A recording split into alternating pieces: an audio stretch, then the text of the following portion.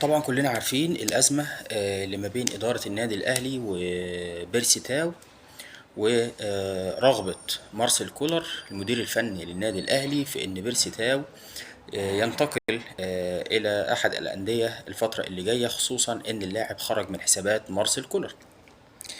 في أزمة كمان بتهدد النادي الأهلي بخصوص التعاقد مع محمد علي بن رمضان، وهو وجود معلول ووجود بيرسي تاو. لازم حد من الاتنين دول يخرج خلال الموسم اللي جاي، سواء على سبيل الإعارة أو على سبيل البيع النهائي. طب معلول من الصعب ان هو يخرج في الفترة دي، لان هو لسه على قوة النادي الاهلي، لسه له شهرين في العقد بتاعه، علشان خاطر لسه له شهرين على ما يرجع من الاصابة بتاعته. وهينزعج كتير علي معلول لو تم التفريط فيه على حساب محمد علي بن رمضان.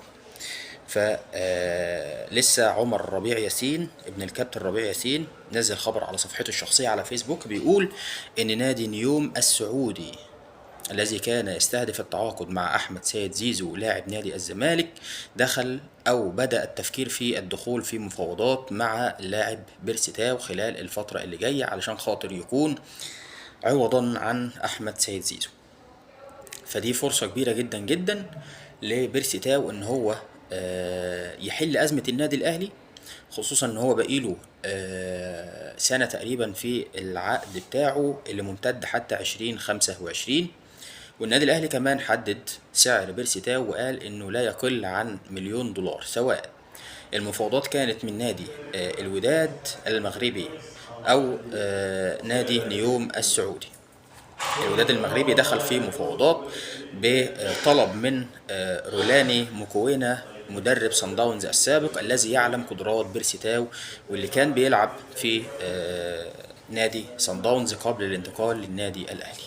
اذا فبيرسي تاو قدامه خيارين دلوقتي، اللي هو اما ان هو يستكمل مفاوضات نادي الوداد وينتقل للعب في القارة الافريقية، او ينتظر ارسال عرض رسمي من نيوم السعودي، اللي هتكون فرصة كبيرة جدا للاهلي عشان خاطر يستفيد من بيرسي تاو سواء بالاعارة او بالبيع النهائي. نادي نيوم السعودي كان عارض على احمد سيد زيزو وفقا للتصريحات الصحفية اللي طلعت $5,000,000، ولكن بالقيمة التسويقية لبيرسي تاو، فبيرسي تاو ممكن لو هينتقل على سبيل البيع النهائي يعني ممكن يروح على 1,500,000 أو 1,800,000 دولار.